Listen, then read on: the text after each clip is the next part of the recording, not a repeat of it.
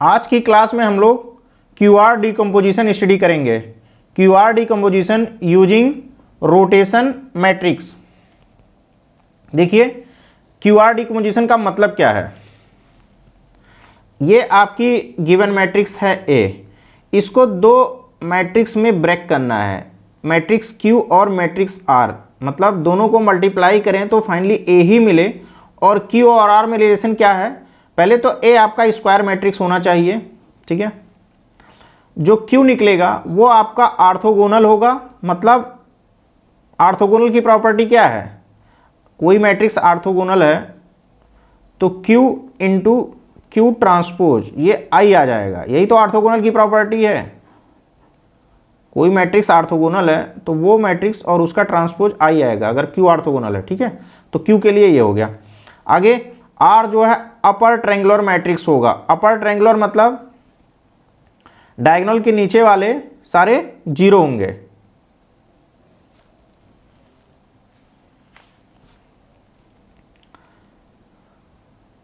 Upper triangular मतलब ये diagonal हो गया, इसके नीचे जो और एलिमेंट होंगे ये आपके 0 0 0 हो जाएंगे, बाकी सारे नॉन जीरो रहेंगे। ये सब नॉन जीरो समझ गए इस तरह से।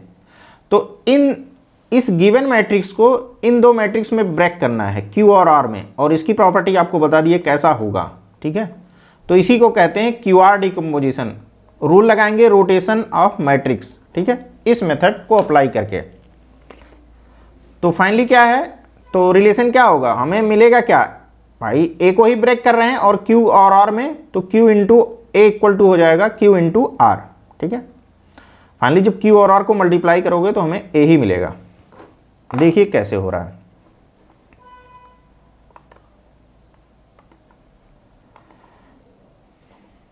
पहली कंडीशन, गिवन मैट्रिक्स आपका स्क्वायर के फॉर्म में होगा, स्क्वायर मैट्रिक्स के फॉर्म में, मतलब रो और कॉलम सेम होंगे, तो ठीक है ये हो गया। तो कोई एग्जांपल ले लीजिए, हमने ए मैट्रिक्स चूज कर लिया, इसका क्यूआर डिकम्पोजिशन निकालना है। समझ लीजिए क्वेश्चन है, ये क्वेश्चन ये है कि ए मैट्रिक्स दिया हुआ है, इसको हमें क्यू और आर मैट्रिक्स कैलकुलेट करनी है, मतलब क्यूआर डिकम्पोजिशन निकालना है। आइए तो पहले हम यहाँ इस अभी जो अप्लाई कर रहे हैं, अभी मैट्रिक्स आर कैलकुलेट करने जा रहे हैं। देखिए ये मैट्रिक्स ए है,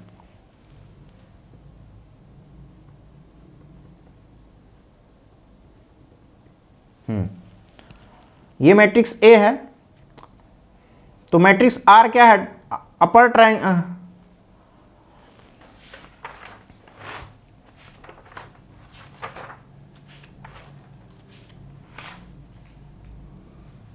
मैट्रिक्स आर है अपर ट्रायंगुलर मैट्रिक्स, मतलब ये वाले एलिमेंट को हमें जीरो करना है, ऐसी मैट्रिक्स बनाना है। तो हम पहले इसको जीरो करने वाले हैं। तो कैसे होगा, इसका रो और कॉलम, ये देखिए 3 क्रॉस 3 की मैट्रिक्स है, तो इसके लिए रो ये कौन सा नंबर है, दूसरा रो i इक्वल टू 2 और j इक्वल टू 1। इस एलिमेंट को हमें जीरो करना है, मतलब ये जो यहाँ 3 लिखा हुआ है इसको हमें जीरो बनाना है, समझ गए। जिसकी लोकेशन है i equal to 2 j equal to 1, we have to kill, मतलब a21। भाई अगर प्रॉपर्टी के हिसाब से बोला जाए तो ये a21 बोला जाएगा ना, a21 को जीरो करना है, तो a21 जो 3 है उसको जीरो बनाना है। अब देखिए हम एक नई मैट्रिक्स फॉर्म करते हैं, उसकी हेल्प से हम जीरो बनाएंगे। जो मैट्रिक्स रहेगी उसका नाम रहेगा G1, समझ में आया, G1। वो भी 3 क्रॉस 3 की मैट्रिक्स होगी, समझ गए, 3 क्रॉस 3 की मैट्रिक्स होगी। अब देखिए तो उसमें एक वैल्यू निकलेगा C और S। समझिए C की वैल्यू जो होगी,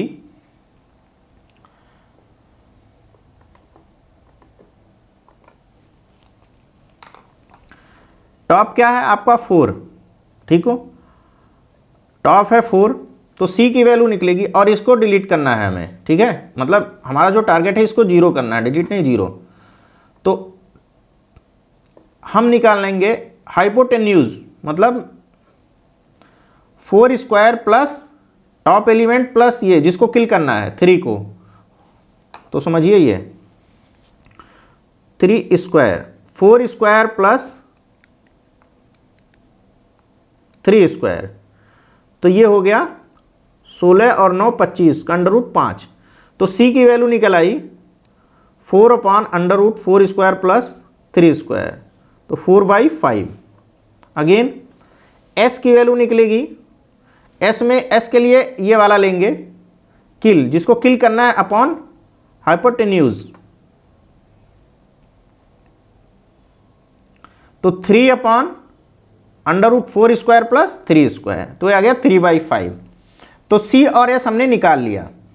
अब सी कहाँ कहाँ सी रहेगा, ये मैट्रिक्स जो बनाइए देखिए सी कहाँ कहाँ होगा, सी जो होगा आई लोकेशन पर, मतलब आई क्या है, आई की वैल्यू क्या है 2। अब देखिए तो मतलब सी जो होगा 2 सॉरी आई मतलब C2 और C11, ठीक है, जहां आई रो है और जे कॉलम है। तो 2 वाली लोकेशन क्या हुई, दूसरा रो दूसरा कॉलम ये, तो यहां सी रहेगा, और पहला रो पहला कॉलम यहां सी रहेगा, समझ गए। इस लोकेशन पर CII और CJJ, इस लोकेशन पर C लिख देंगे। 3x3 की मैट्रिक्स बनाएंगे तो इस लोकेशन पे हमने C लिख दिया, समझ गए।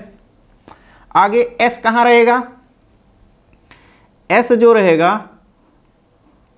S रहेगा I और J वाली लोकेशन, मतलब I क्या है S, ith रो दूसरा रो पहला कॉलम, भाई यही तो है, इसी के बेस पे लिख रहे हैं।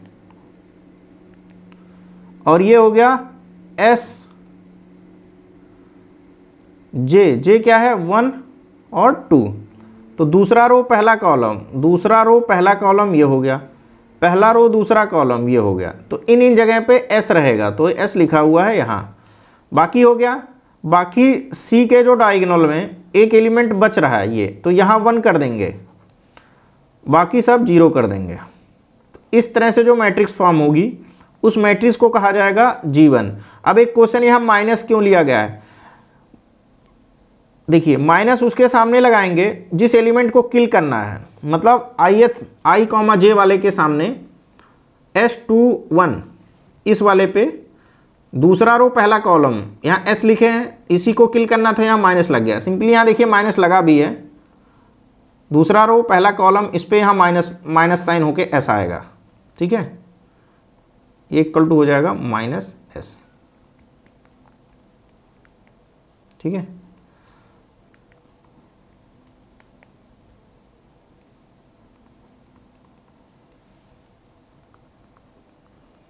इस लोकेशन पर हम C रख देंगे, और इन लोकेशन पर S रख देंगे। जहां C की वैल्यू है ये और S की वैल्यू है ये। तो पहले जब आपका ये टेबल फॉर्म हो जाएगा, मतलब ये मैट्रिक्स बन जाएगी, तो ये तो वैल्यू आपने साइड में कहीं निकाली हुई है, वो बाद में हम पुट कर देंगे। तो ये चीज एकदम क्लियर होनी चाहिए।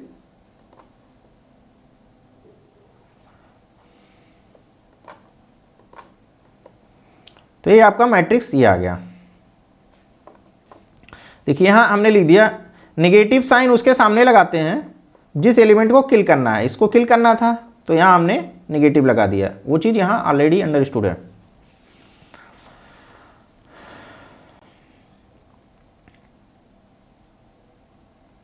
आगे आइए, तो G1 मैट्रिक्स ये मिल गया, C और S की वैल्यू हमने निकाल ली है, वैल्यू पुट कर दीजिए। C की वैल्यू है 4/5, S की वैल्यू है 3/5, पुट कर दीजिए।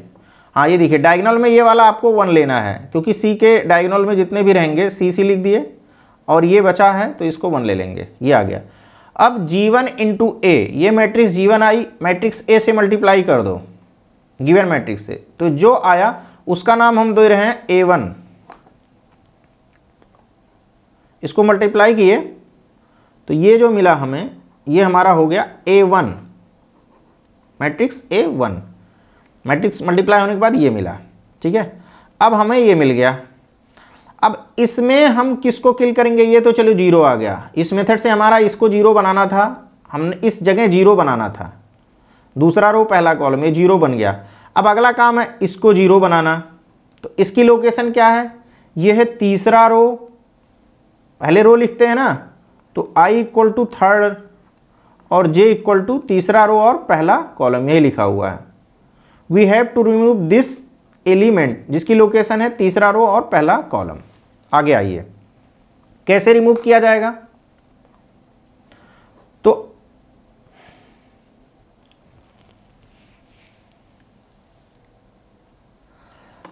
तो अब हम समझिए अगले स्टेज पे जा रहे हैं। तो इसी मैट्रिक्स को हमने रिपीट कर लिया, इसी को A1 के बाद अब हम अगले स्टेज पे जा रहे हैं, क्योंकि अब हम इसको रिमूव करने जा रहे हैं। फर्स्ट स्टेज का काम हो गया या फर्स्ट स्टेप का काम हो गया। अगला स्टेप यह है कि अब हमें इसको रिमूव करना है, इस एलिमेंट को। अब देखिए कैसे होगा।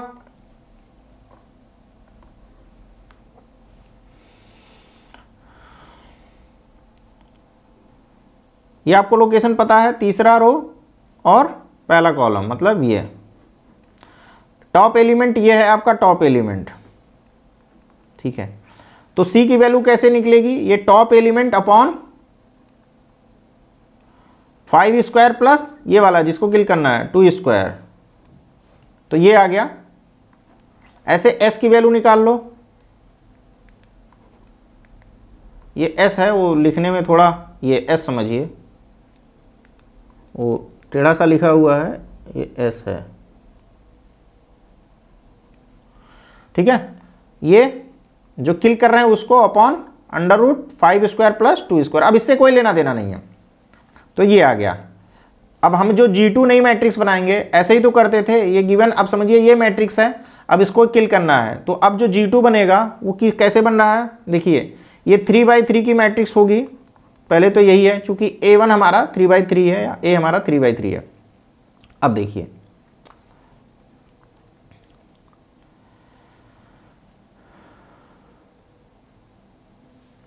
इन जगह पे C रहेगा, I J J, तो I क्या है 3, तो 3 का तीसरा रो तीसरा कॉलम, तीसरा रो तीसरा कॉलम, यहां हमने C रख दिया, ठीक है। और ये J J 1 1, पहला रो पहला कॉलम, समझ रहे हो, तो यहाँ C आ जाएगा, यहाँ C आ जाएगा, तीसरा रो तीसरा कॉलम पे C और पहला रो पहला कॉलम पे C, तो ये डायगोनल है, बाकी इस डायगोनल में ये वहाँ 1 कर देंगे। बाकी S का देखिए कहाँ आएगा,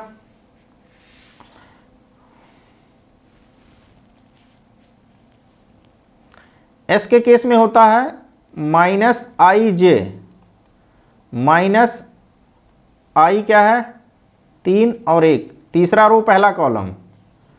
सिंपल देखिए, जिसको किल करना है वहाँ तो S आएगा ही आएगा, ये किल करना था, यहाँ S आ गया, तीसरा रो पहला कॉलम। इसी को फिर अपोजिट करिए, S पहला रो तीसरा कॉलम, यहाँ भी S आएगा, बट इस वाले में माइनस रहेगा, ठीक है, क्योंकि ये किल जिसको किल करना उसमें माइनस लिखते हैं, ठीक है। तो इसे समझ गए, कहाँ कहाँ यहाँ S रहेगा इस वाली पोजीशन पे और यहाँ भी S रहेगा, इस पे माइनस लगा देंगे, समझ गए।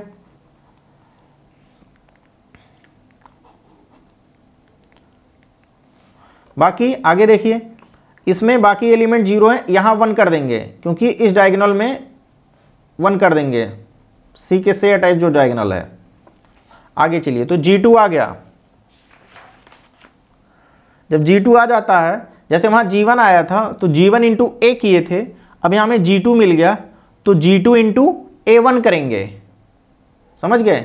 G2 किससे आया है, ये वाली मैट्रिक्स जो है रोटेशन वाली, समझिए किससे आया है, A1 से। तो अब आगे अगला स्टेप होगा G2 into A1, G2 into A1, A1 ये मैट्रिक्स हो गई, G2।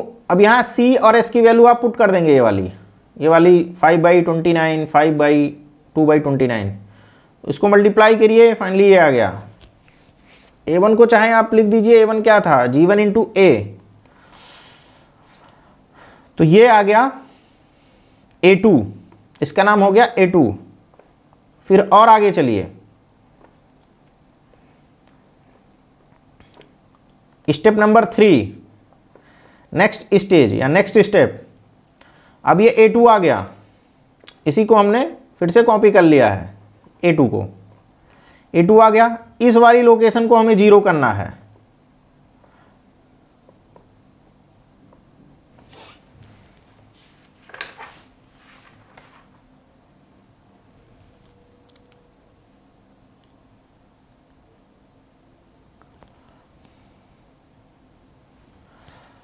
ठीक है, अपर ट्रायंगुलर मैट्रिक्स की तरफ जा रहे हैं ना, तो इसको 0 करना है। इसकी लोकेशन देखिए क्या है,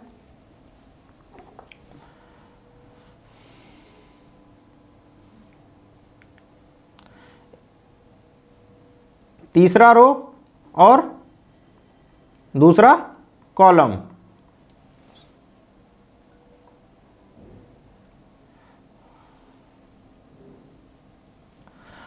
हाँ, आगे देखिए, जब इस जगह पहुंच जाएंगे तो हम इस मैट्रिक्स को बाहर ले लेंगे।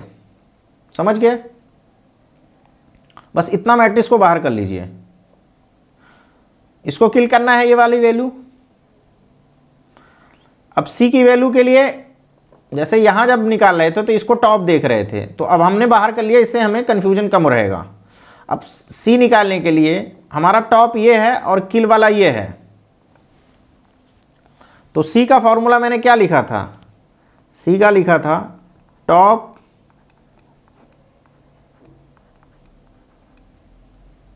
ठीक है, तो टॉप ये हो गया और हाइपोटेन्यूज √1² प्लस 2.0426 स्क्वायर, तो आपका ये आ गया सी। ऐसे एस जिसको किल करना है, एस का फॉर्मूला मैंने बताया था, एस इक्वल टू है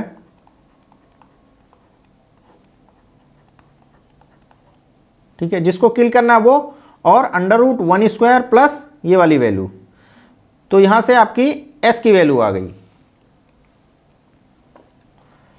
आगे देखिए, ये A2 है, हमें बनाना है क्या, G3 मैट्रिक्स।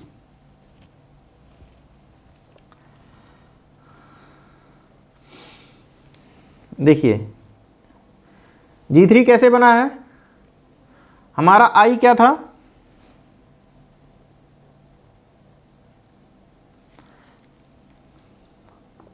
I3 था और J2 था, तो 3 पे C आ जाएगा और 2 पे C आ जाएगा।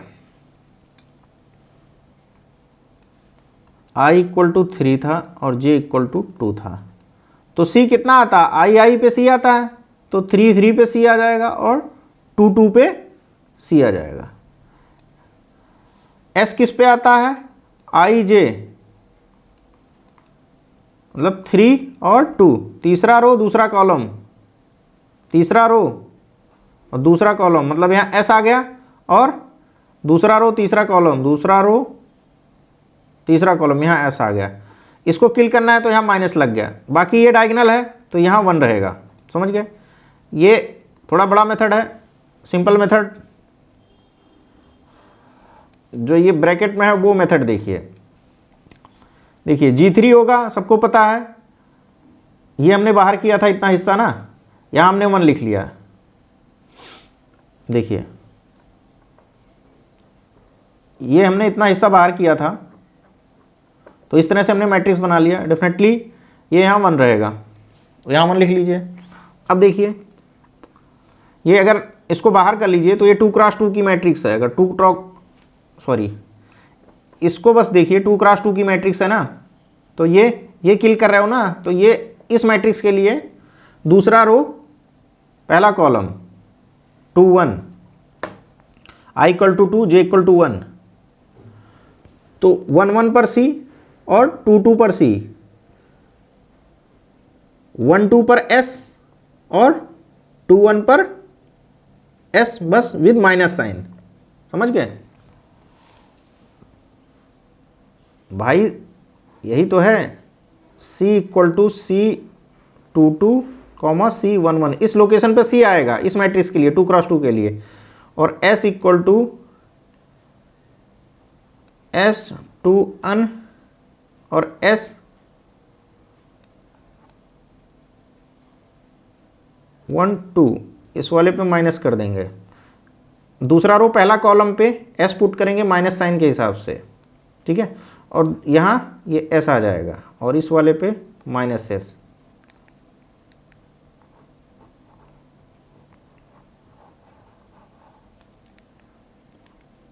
इस वाले पे एस पुट कर देंगे और एस माइनस एस पुट कर देंगे, तो ये माइनस एस हो गया और ये एस हो गया। तो ये जो मैट्रिक्स आई है सीधे सीधे उठा के यहाँ पेस्ट कर दीजिए इसी में, या अलग से सेपरेटली ऐसे निकाल लीजिए एज योर विश। तो यहाँ से ये G3 आ गया, C और S की वैल्यू आप निकाल चुके हैं, C और S की वैल्यू। अब आगे आइए, अब क्या करेंगे, G3 स्टेज, G3 का कैलकुलेशन किससे आया था, अब G3 इंटू A2 निकालेंगे। G3 के एलिमेंट किससे आए थे, ये C और S, A2 से ना, तो इसलिए G3 इंटू A2 करेंगे, याद रखने वाली बात है, ऐसे इससे भूलोगे नहीं। G3 इंटू A2, तो ये हो गया, ये मल्टीप्लाई करके आ गया। A2 की वैल्यू चाहे लिख लो चाहे ना लिखो, कोई फर्क नहीं पड़ता, यहाँ मैट्रिक्स तो सही है ना, बस। तो अब ये आ गया है आपका अपर ट्रायंगुलर मैट्रिक्स, ठीक है, अपर ट्रायंगुलर मैट्रिक्स आ गया ये। तो ये हो गया आपका R। तो इस तरह से R आया G3 G2 G1 into A।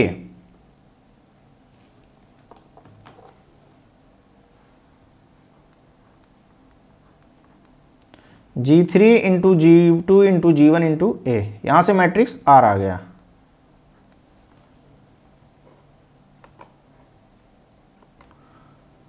अब हमें क्या करना है, अब हमें मैट्रिक्स Q निकालना है। आपको पता है हमारा जो रिलेशन है A equal to Q into R है, ठीक है। तो दोनों side Q complement Q inverse से मल्टीप्लाई कर दीजिए, तो ये आ गया Q into Q inverse I हो जाएगा, उसको हटा दीजिए, आ गया।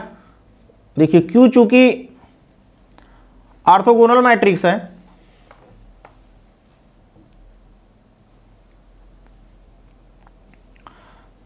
Q ऑर्थोगोनल है तो Q ये प्रॉपर्टी होल्ड करेगा, तो यहां Q ट्रांसपोज लिख दिए।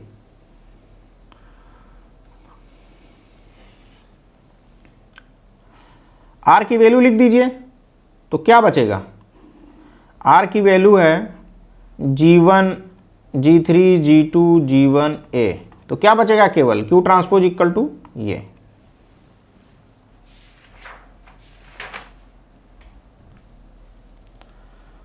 Therefore Q equal to G3 G2 G1 पूरे पे ट्रांसपोज, और सिंप्लीफाई करिए G1 transpose G2 transpose G3 transpose. तो आप Q की वैल्यू ऐसे निकाल सकते हो, जो G1 आया है G2 आया है G3 आया है उनका ट्रांसपोज लो और मल्टीप्लाई कर दो, या ऐसे निकाल सकते हो G3 G2 G1 तीनों को मल्टीप्लाई करो, उसका ट्रांसपोज निकाल लो। ऑर्डर ध्यान रखिएगा, जैसे लिखा है वैसे ही करना है।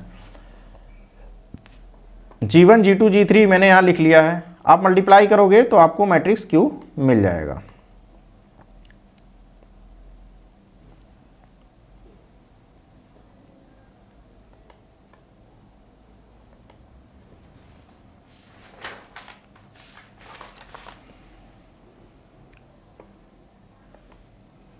तो यहाँ स्टॉप करते हैं ये क्लास। Thank you.